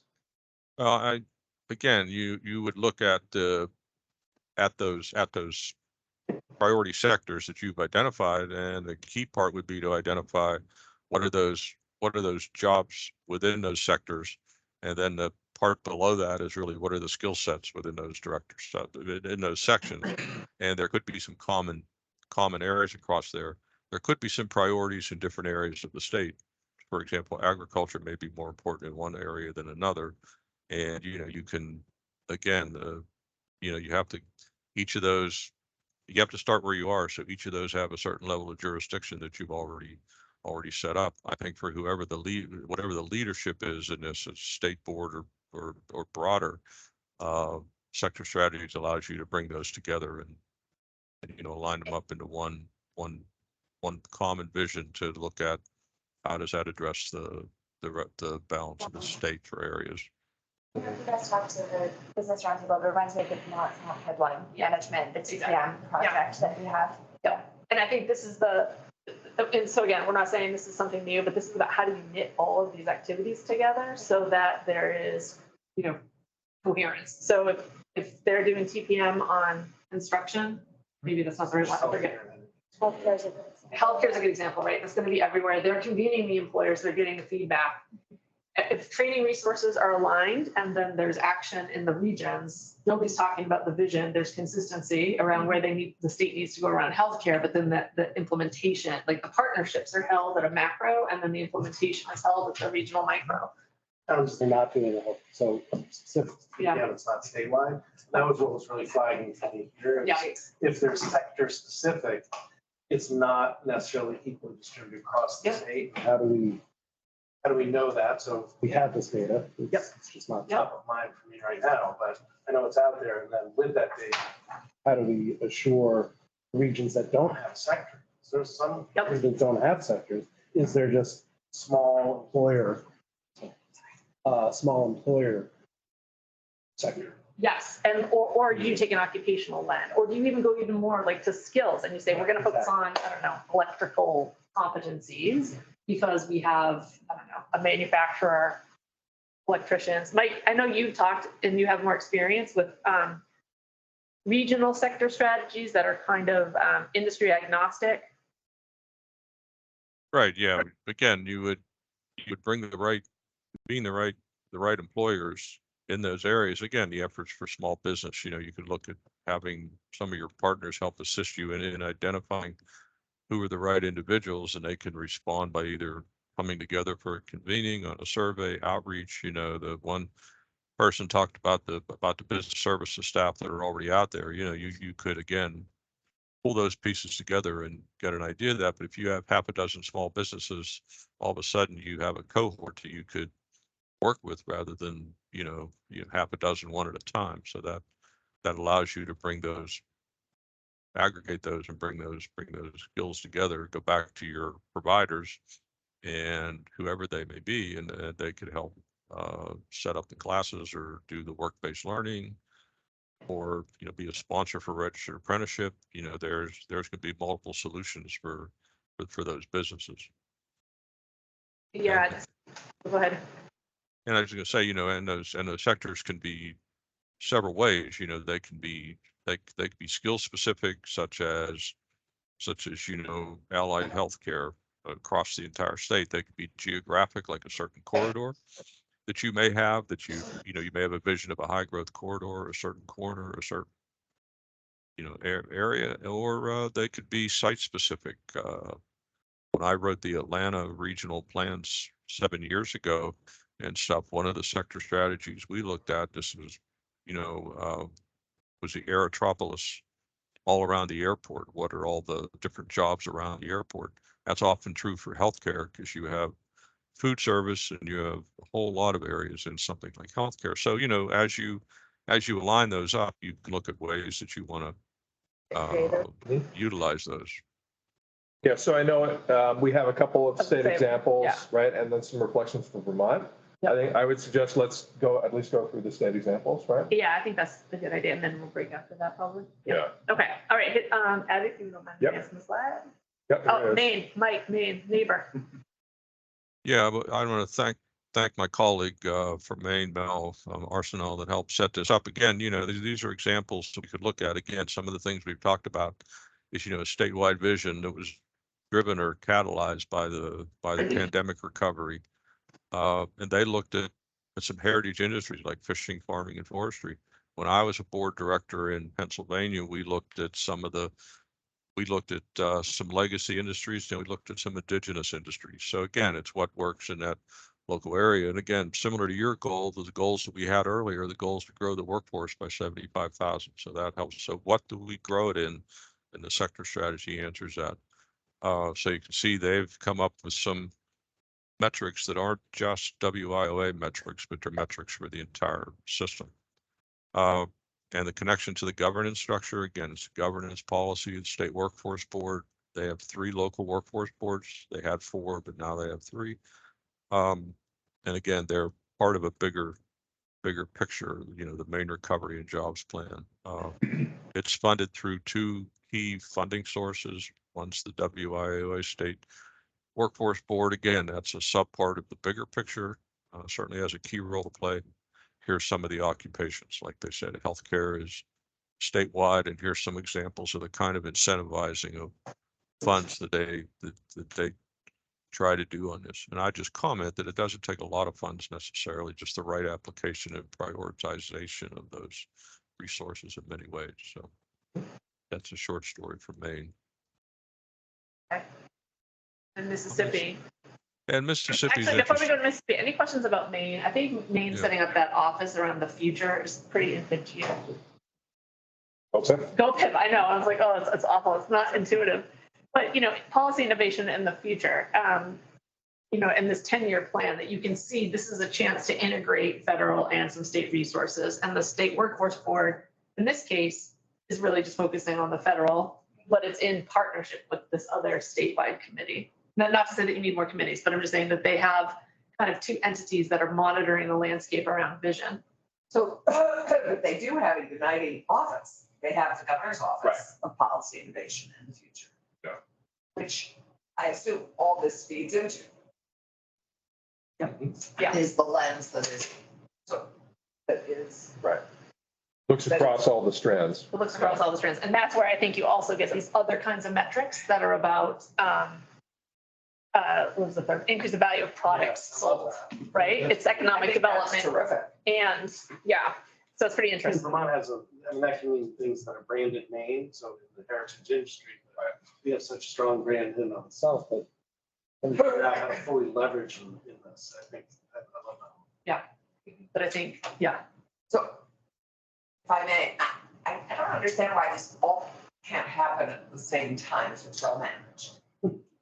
Just make it happen. No, I mean, I don't. What do you mean? What's the understand why all? You have Okay. a uniting office that can oversee all this. Why we can't outsource? Why we can't sector-specific strategies? Why That's can't probably we the last do everything? thing. Yeah, well, I think this is what we wanted to show you is that like there's no unified model, right? But there are like you may lean in on some things in one way that is appropriate for Vermont, and you may lean in on some other things. It's really it's hard to say here's your workforce model, So but I think you can glom on to different examples. You're like, oh, like even if just picking up this, like here, I love this because this is really merging the economic development with the workforce and really making them explicit. It's good for business because they're selling 10% more in their product and it's 10% more salary. Like that's really everybody growing together. Well, it's doing more with less, which we're going at, that's what we have. Less people, less things. We have to Right. increase productivity to stay. That's true too. Less people, less money. Less people, less money. Look at Maine, close to Vermont as far as age of population. Yeah. Oh, yeah. Right, so they're number one, number two. And how do we, how do we get more workforce in? Exactly. We have Common problem. And they have a little bit, I think what we were talking about earlier, just to go back to the piece around the talent pipeline management, here's an effort to do healthcare statewide, and now you can do a coordinated career navigation, you can do coordinated marketing because you're doing it in every pocket. And just to add one more, well, I want to say two things. Top line, these things on the slide look like they're all well coordinated. Maybe they are, but I think what I know from other states is that they'll come to a conference and talk about something and be excited about it. But if you talk to somebody, they'll, I don't know what that is. So, I've advised some caution in thinking about whatever our strategies are. The goal is to communicate whatever we end up doing so that everybody or as many people as possible know and understand the why and the what. The second thing that I want to say is about number 4 on that list, that there's a focus on educating young people and creating opportunities for young people. And as part of the workforce sports strategy, or there's one about retaining youth in the state. The only way we're going to be able to do that is if we focus on career education and supporting educators in helping their students understand all the opportunities that are available. And I'm not just talking about tech center students. So career advising for everybody. And some of the opportunities we're getting excited about to go to the future. Right. Exactly. Yeah. Okay. Okay. So sorry, Mike. Go ahead, Mike. Mississippi. Mississippi. Yep. No, those are great comments. Thank you. Those are great to look at that. Mississippi did, as we notice here, an ecosystem approach. They have 8 regional development planning areas, which actually work into 4 workforce areas. So if you take Mississippi and Vision and cut it in quarters, it's about the way that works out. But they've had, again, they have had a legislative effort called Accelerate Mississippi, which is part of the State Office of Workforce Development. And you can see all the different groups that are involved there, regional workforce coordination, post-secondary strategy for K-12. So some of those areas you can talk about coordination with higher education. And again, if they want to work in that public workforce system in Mississippi, are going to be in those sectors. Our staff that we're working with had done a fair amount of work in Mississippi, so this has been very helpful for us. You talk about, the lines and coordinates workforce development efforts across multiple state agencies. That's the key thing. We want to have them look at that. I always took the adage, people are very talented that are doing their work. We can give them that alignment. They're, close to the situation so that they can have great outcomes for us. Because they're close to it, they may be able to help that. You can see some of the funding for this was workforce enhancement training funds. That's a state line item. I think it's money from effort on the unemployment insurance tax, like a lot of states do. They put a little add on to it. You see some of the other funds that they use for those resources. But again, they've worked to try to bring those organizations together. And this is a relatively new effort.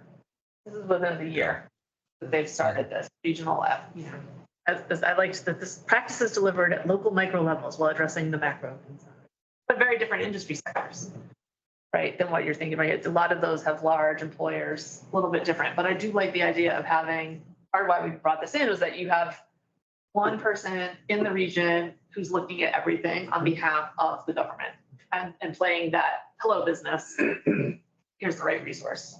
Well, I mean, at its best, your one-stop portal regionally, we had one had one in Whitewood, Hartford, which was sort of the Upper Valley Regional.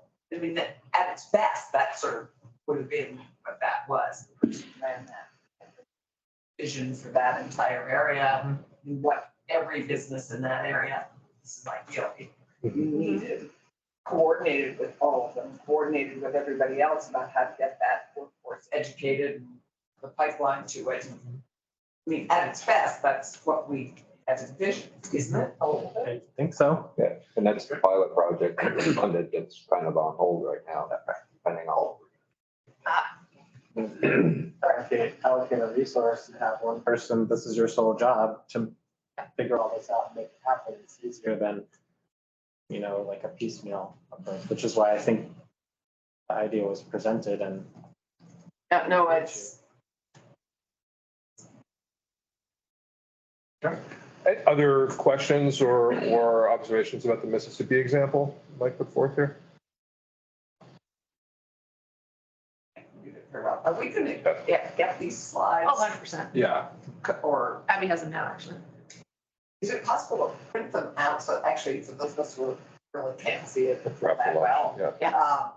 so that we could actually read along, so we can have more intelligent questions. That'd be useful for the afternoon. Send it. Yeah, maybe we'll do that at lunch. Okay. Yeah. Okay. There's nobody in the print office. So there's a couple other states, yeah. Yeah, and Yeah. and briefly on these state strategies, I think the important parts for that, talk about a couple things. First of all, with Idaho, a couple comments on that, similar to Accelerate Mississippi, what's important with the leadership is, of course, the branding. So, they have an Idaho launch and, they've actually decided that they're gonna use their training funds to help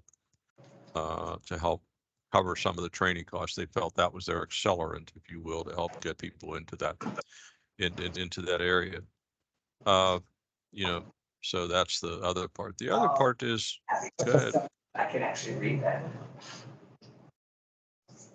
And just quickly, the other thing they've done is they've worked with the U.S. Chamber of Commerce in their Talent Pipeline Initiative.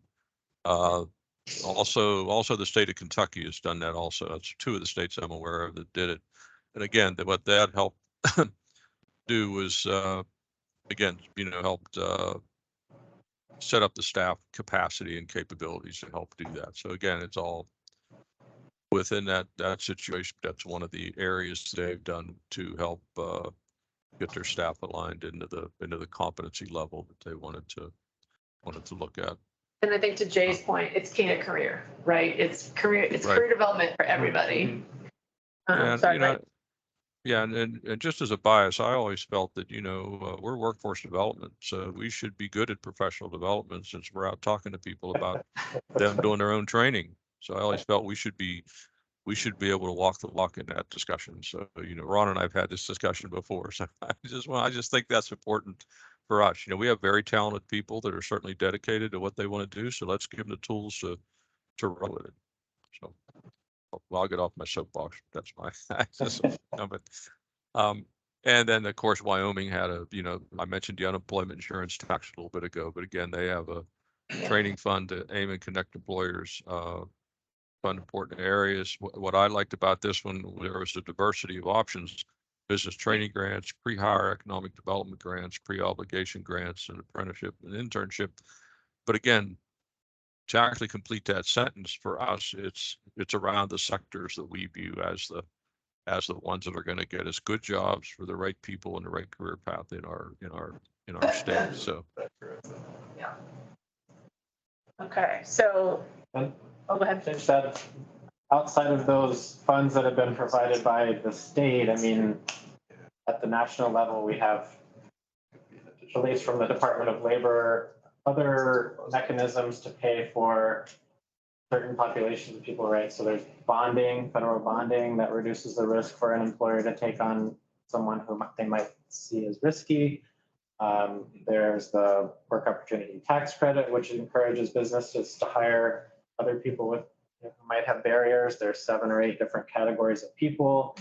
And as I reflect back on the strategic plan and that slide with the net new workers, we have to think about the different populations of people who have barriers, because that's also who we're working with. And what can we do to reduce a hesitation on the part of a business to hire someone? It's back to your point about communication and sales, right? Like almost, how many employers are thinking about the federal bonding program? No. Not that many. Yeah.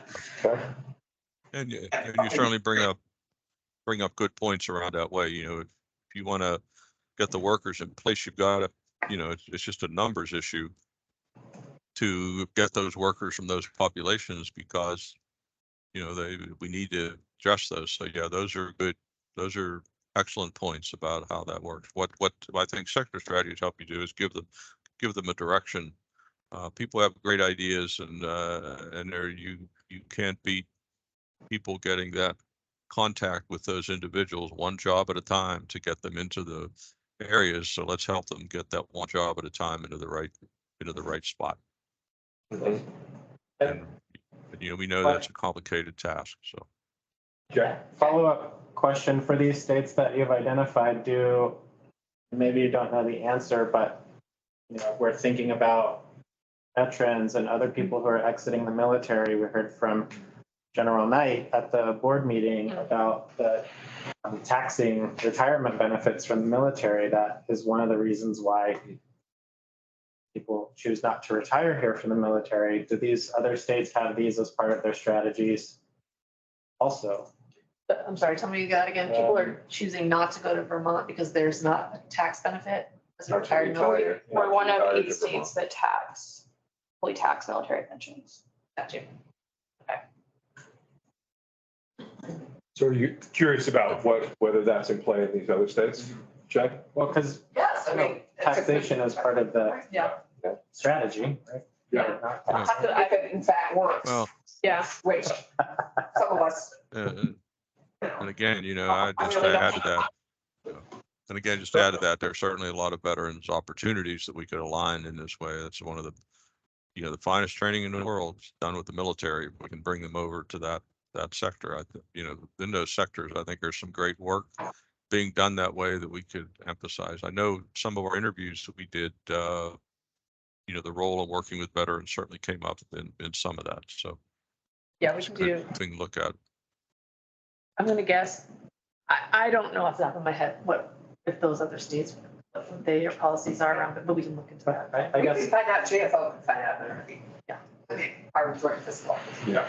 if those states include it as part of their workforce development strategy, or is it seen as something different? Separate. Yeah, it's less about whether or not, I think what you're trying to say is is that a part of their Is that a strategy strategy? discussion? Yeah. Okay.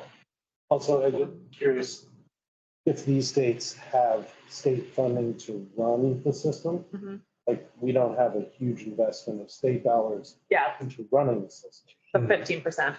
Well, or that, you know, so the reserve, but also just state dollars. No, State dollars. Absolutely, which is part of why we're together as a group, which is figuring out if we want to put more state dollars into coordinating it, what does it look What does it look like? So if we have these great models, but they are spending state money Okay, and the yeah. reserve money. Yep. That explains it. So Mike, And then- yeah. And at the moment, a lot of our state money is decided by the least experienced, the least expert people, which are the legislators. And it was, yeah. Okay. So I'm just curious, Mike, to the extent that you know, for these states, what kind of investment is being made? I think in a couple of these slides, you referenced it into the actual management and coordination of the system. Like the GOPIF, for example, right, in Maine, and there's these other entities that tie all the pieces That's the together. governor's office on That's the it. governor's office. Yep. Yeah. That's a great, That Well, I resonates think- with you? yeah, no, it does. I mean, it's part of what I want to chat about with Mike for our objectives for next year is innovation. Well, it's, you know, as you can see in some of those references, they have identified additional resources in addition to WIOA or the governor's 15% money. The other kind of other way to look at that is, you know, when you do the state workforce plan or when all these groups look at this, you're going to critically at the state level look at this and say, we want to see you prioritize,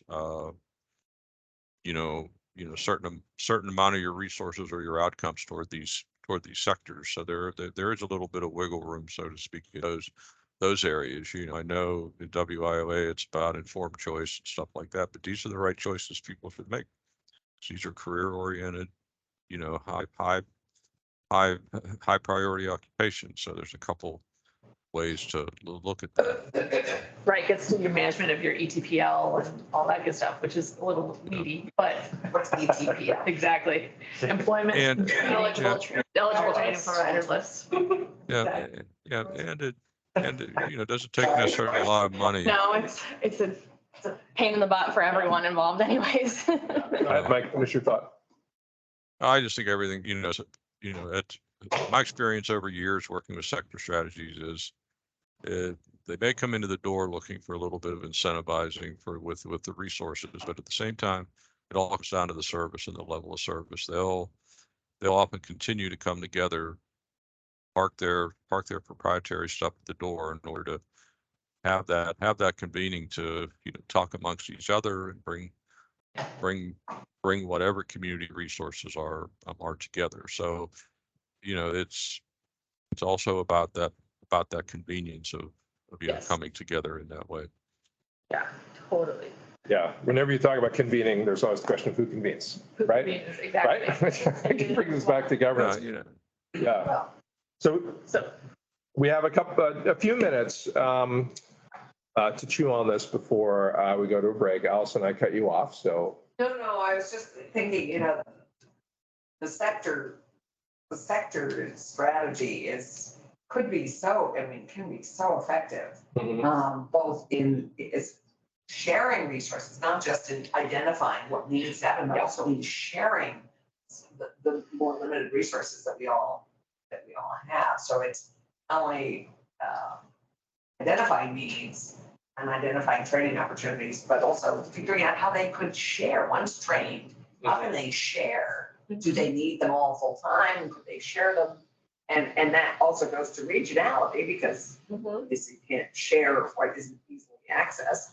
So I don't know, it's all kind of plays together, but all important. Yeah.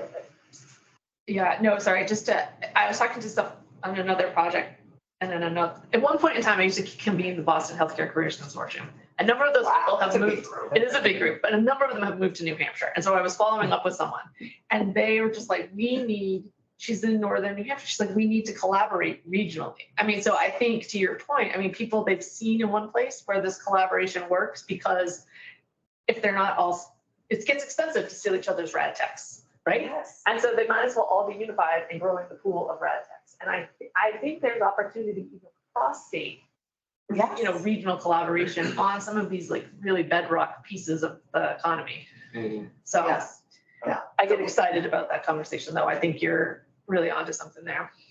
Yeah, a threshold question I always have around collaboration in an environment of scarce resources and the competition that's involved is what ended up being the most compelling platforms for collaboration and sharing, right? Because there's a number of different, whether it's geographic or sectoral, and I think that differs. And you are the experts on your local context. Yep. So, so the global questions I have, especially for the SOCWED folks, but for others as well, are the same ones I posed before, right? Any other questions you have for Mike or Alicia or anybody else related to the ins and outs of these state examples and sector strategies? What else particularly resonates with you? Innovation in the future, is something that's resonant. Having sort of a superstructure that cuts across and connects the strands. Anything else that resonates, and any other concerns you have about this or components of this as potentially fitting or not within Vermont? Just curious what is bouncing around your brain, Jay. It's always a question of how do you make it work and how do you sustain it? Mm-hmm. Right? So we've talked about sector strategies for a long time. I think it's getting into, what is it? What are the action items? What are the asks of different people? How do we communicate what the sector strategies are? How do we get buy-in from the people in the sectors to sustain it. Mhm. But these are all what would it take to implement a sector strategy or multiple sector strategies? Yeah. And those are, we always bump up against a wall when we come to sector strategies because there's not enough of any one particular person to lead the effort. There's, people have different ideas of what collaboration means, what coordination means. Yeah. So we have a few thoughts on the slide, that's my understanding. So thank you, Chad. Good transition. Yeah, it's a good transition. I mean, this one kind of emphasizes the role of the RDCs at the local level. But I think you've got to, just based on what you're saying, right? Like some things are going to be statewide and some things are going to be really local. So, but I think you've got workforce board. Mike, go ahead. Sorry. No, sorry, no, I was just gonna say, you have to say, this is the way to do business. So maybe you launch it initially from the state workforce plan that you're doing, but at the same time, it's the way we're going to do business, and we're going to continue this convening and discussion. I think you kind of surgically apply some funds to give us something to do and prioritize those resources and get to know each other. Whatever your sub-state level is what works. We looked at the RDCs as a possibility for that, but as you've seen from Mississippi, they do it a little different way. So again, it's really up to that, whatever works best for the way people. The way I like to say it is, whatever's the best for the way people work and live in the state. You can look at those priorities and see how that would work. It's interesting for us. The regional development corporations flow through the Agency of Commerce, not through VDOL. So how do we align ACCD and VDOL together to bring the regional development corporations as part of this? I don't think that's insurmountable. No, And I at all. think what I appreciate about looking at the regional development corps for the new lens is they're already in place. I mean, in many ways, I don't think we want to reinvent the wheel, Right. but reconsidering what this, and there's stability, there's continuity, there's some consistency, there is, the RDCs have a lot of strengths in that regard. I think re-envisioning things is not, I think that's all, we're all capable of that. A great example is the regional summits, right? Yes. That was a grant from Yes. Department of Labor, performance-based grant. But the RDCs are still aligned with ACCD participating in every one of those summits. Maybe it's more of an MOU type working relationship with everybody. We also have the regional advisory boards of the career centers as well. Right. 17 of those. Right. And they were part And of they're part of that too. So how do we align all of those? Yeah, and that goes back to a lens. It's like the Wizard of Oz, we just need that. The curtain. Person behind the curtain. It's true though. And then they're plugging in the right data. Talent Pipeline tried to do this as well. So when it first came out, that was with ACCD. They had some funding for that. And then Mary Ann with the Talent Pipeline Management, regional effort, tried to do it statewide. Okay. So, our shop, we had Alex Beck, who was trained by the National Chamber. But it was trying to be delivered from one location across the state without resources. So they were saying, convene all of your employers to use this new model, which is a great model. Yep. There was only 3 people in the state trained on how to really use the model with specific employers. And so it could have been very effective. The challenges were that there weren't the resources to convene the people in a meaningful way across the entire state. And in that, I think, is an observation of some resistance to change, right? So that we'd have to think strategically through how to address, any change effort, you're going to have resistors. Yeah. So is this model asking the RDCs to rethink their purpose? Are we repurposing RDCs? Are we asking them to restructure a little bit so that they're more in a position to implement the model that we're discussing here. Yeah, I heard Mike. And work with DOL. I mean, there would have to be. Oh. As change, we all need to figure out how to be, we all talk about wanting to be change agents, and yet we are the most resistant to change. So I mean, it's such a joke that we talk about being change agents and no one wants to actually change what they, or how they do it. Yeah. So in terms of, so building a bridge to the afternoon, because my phone says it's 12:02. It is, my tummy says it's 12:02. There you go. The I tummy, had breakfast at 7 a.m. the tummy has spoken. Is, so, you know, some things to chew on. What's it? What? I know. I can't believe this did that. Is what I always listen for as a facilitator is are things starting to come into focus? You know, and there's a few things in the air that have a lot of promise. Couple of when we get to enablers and barriers, first off, after lunch, there's one more. The biggie. Right. There's the skills cabinet we want to put on the table for reflection. And then when we think about global enablers and barriers, some of the lenses through which to look that we were thinking about are, practicalities related to capacity. And so I already wrote that down as you were talking about what's already in place, the RDCs, et cetera. Yep. For me, that goes under, all right, what capacity do you already have in place that you can build off of, right? So you're only changing things that make sense to change as well.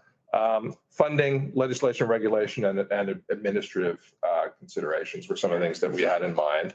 And then earlier in the conversation, you know, as ways to kind of pressure test different options, you know, what would create stability, consistency, a base structure, right?